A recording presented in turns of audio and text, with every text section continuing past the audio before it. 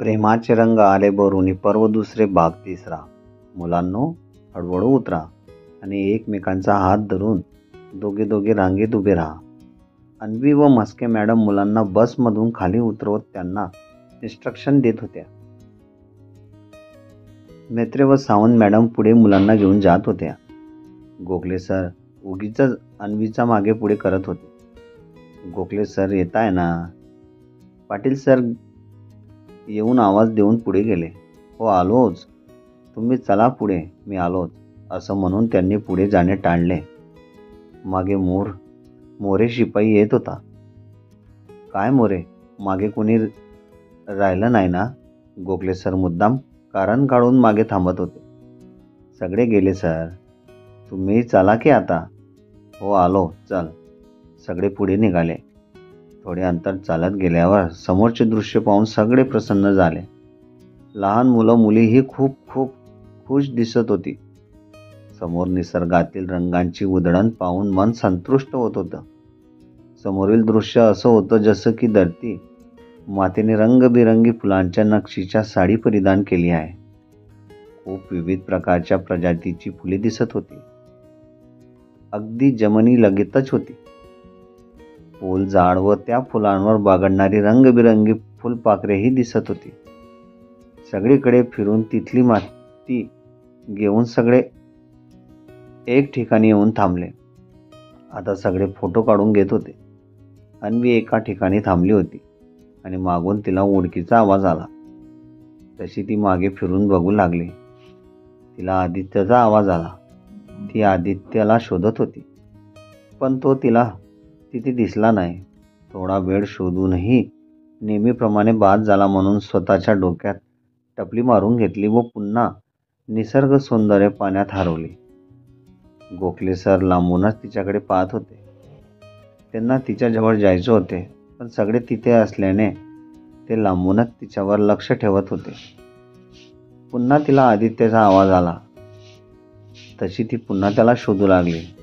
आता तिला एक ठिकाण आदित्यसारखी दिसणारी व्यक्ती दिसली. खात्री करण्यासाठी ती त्या व्यक्तीकडे गेली. एक्सक्यूज मी, असं म्हणून तिने त्या व्यक्तीला आवाज दिला. तशी ती व्यक्ती मागे फिरली, तरी ती व्यक्ती दुसरी कोणीतरी होती. ओप्स सॉरी, मी तुम्हाला दुसरीच कोणी समजून आवाज दिला. इट्स ओके, हसत ती व्यक्ती बोलली.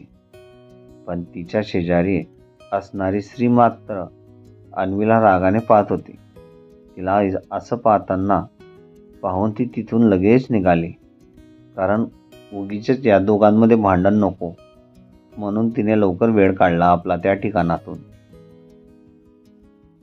थोड्या वेळाने सगळे काम आणि कास तलाव पाहायला पुढे गेले. तिथेही निसर्ग खूप सुंदर दिसत होते. निसर्गाच्या कुशीत वसलेले ते तलाव व त्या भोवतालचे घनदाट जंगल यांचे तिथून दर्शन होत होते.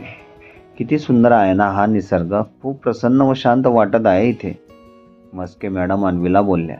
हो ना, आणि हे निसर्ग सौंदर्य आपल्या जवळच असूनही आतापर्यंत आपण याचा आनंद घेतला नाही.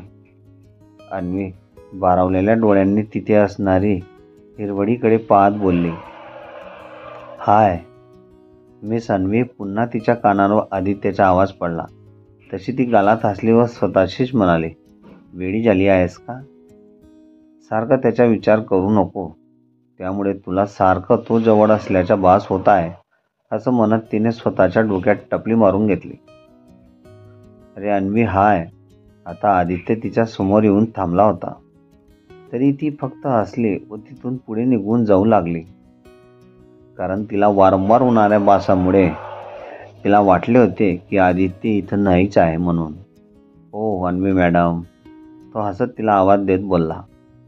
अगं अन्वी, ते बघ, तुला कोणीतरी आवाज देत आहे, सावंत मॅडम बोलल्या. हे ऐकून ती मागे वळली व त्याच्याकडे जाऊ लागली. सोबत असणाऱ्या मस्के मॅडम कॉलवर बोलत थोड्या लांब जाऊन बोलू लागला. It's me Aditya, CEO of unique bank, तो तिला समजून व आठवून देत बोलला. तिने त्याला हात लावून पाहिला. Are you okay? Miss Anvi? तिला असं गोंधळलेलं पाहून विचारलेलं. तिला आता खात्री पडली की खरंच तिथे आदित्य आहे. ओ हाय, तुम्ही इथे? बँकेला आज सुट्टी आहे ना, म्हणून आला असणार की काय? ती हसत बोलली. मस्के मॅडम कॉलवर बोलत लांब गेल्या होत्या. त्यांचा कॉल अजून सुरूच होता. नाही, इथे मला एक क्लायंटला भेटायचं होतं. त्यांनी इथला पत्ता दिला होता. इथे आणि क्लायंट समीकरण काही जमत नाही हं. अन्वी डोळे बारीक करून बोलली. इथे म्हणजे? इथे नाही, इथे जवळच एका रेस्टॉरंटमध्ये. मग त्याचा कॉल आला की त्यांना 1 तास वेळ होईल. मग म्हटलं की आता पुन्हा ऑफिसमध्ये जाऊन येण्यात काही अर्थ नाही. त्यापेक्षा इथे यावं. अच्छा, ती आजूबाजूला बघून बोलली.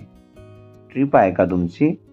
तो मागे उभ्या असलेल्या स्टाफ व स्टुडंटना पाहून तिला बोलून पाहिला. हो, ती मागे वळून पाहत बोलली. हो, ट्रिप आहे आमची या ठिकाणी आलेली. कधीपासून आवाज देत होतो. तुम्ही मला इग्नोर करत होता. असं का?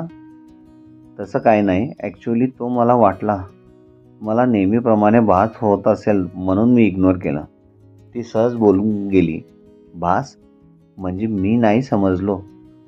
काही नाही. ते मी जाते असं म्हणून ती तिथून जात होती. पण तोही तिचा मागे जातो. अन्वी सोबतचे सगळे पुढे गेले होते. हे अन्वी वेट, तिच्यासोबत चालत बोलला तो. तशी ती थांबली. तो तिच्या जवळ आला. ती त्याच्याकडे बघतच होती आणि तोही तिच्या डोळ्यात बघत होता. काय म्हणली सांग ना, कसला भास झाला तुला? ती खाली मान घालून गालात फक्त हसत होती. हे पाहून आदित्य विचारात पडला. काय झालं सांग ना मला. हो, तिने फक्त मान हलवून नकार दिला. काही नाही.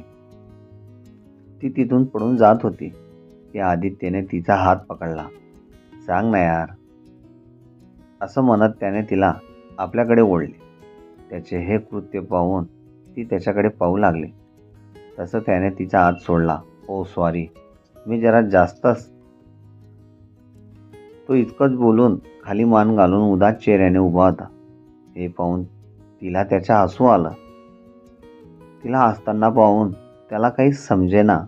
तो तिच्या हसऱ्या चेहऱ्याकडे एकटक पाहू लागला. अरे मी तर असं राहू दे, ती पुढे बोलत होती की त्याने तिच्या ओठांवर बोट ठेवला. ते नको, मला सांग ना कसला भास होत होता तुला प्लीज. ते होय, ते मला ना तू असल्याच्या या ठिकाणी मला भास होत होता. ते इतक्यात मागून मागचा माणूस आला व बोलला. काय मॅडम, भेटला का तुमचा माणूस तुम्हाला? हे ऐकून तिने खाली मान घातली व केस कानामागे करू लागली. त्या माणसाची बायको येऊन त्याला ओढत तिथून घेऊन गेली. तुमची मेली सवय काय जायची नाही. कुठे बाई बघितली नाही की गेले लगे भुंग्यासारखे मागे तिच्या. ती बाई बडबडली. हे ऐकून अन्वी व आदित्य हसू लागले. गोखले सर लांबूनच सगळं पाहत होते. त्यांच्या चेहऱ्यावर राग दिसत होता, पण त्याच्याकडे दोघांचेही लक्ष नव्हते. ते मनमोकळेपणाने हसत होते. तिला असं हसताना पाहून आदित्य तिच्यात हरवला होता. तो तिला एकटक पाहत होता. त्याला असं पाहून तीही थोडी शांत झाली आणि तिथून निघून जाऊ लागली. हे पाहून आदित्यने तिच्या पुढे जाऊन समोर उभा राहिला. काय आहे सीए साहेब, सगळे बघत आहे. काय म्हणतील सगळे? ती नजर इकडे तिकडे फिरवत बोलली.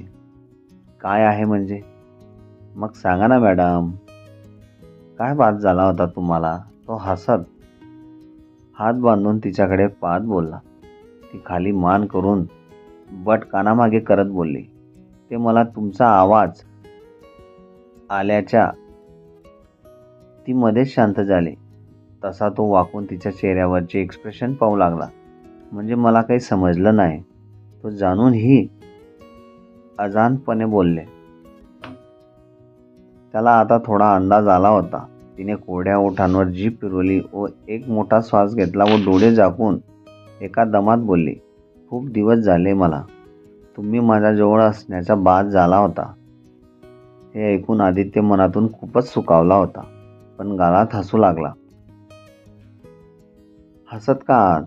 त्याला असं असताना पाहून अन्वी त्याला विचारू लागली. I think you are in love with me. तो गालातच हसत बोलला. ती हे ऐकून चकित झाली व एकदम त्याच्याकडे पाहू लागली. बोल ना, डू यू लव्ह मी? तो प्रेमाने तिच्याकडे बघत बोलला. ती काही न बोलता तिथून पडून गेली. आदित्य तिला प्रेमाने पाहत होता. आता त्याच्या चेहऱ्यावर एक समाधानचे हसू होते. केसातून हात फिरवत तो मागे वळला तर समोर गोखले सर येऊन उभे होते.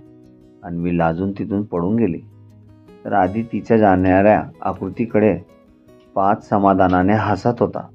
हसतच तो मागे फिरला तर समोर गोखले सर उभे होते. हे पाहून आदित्य दचकला व 2 पावले मागे गेला. हे पाहून तर गोखले सरांना जास्तच जोर आला. ते रागाने डोळे मोठे करून त्याच्याकडे पाहत 2 पावले पुढे गेले. ओ सॉरी असं म्हणून आधी तिथून निघत होता. कोण आहेस तू?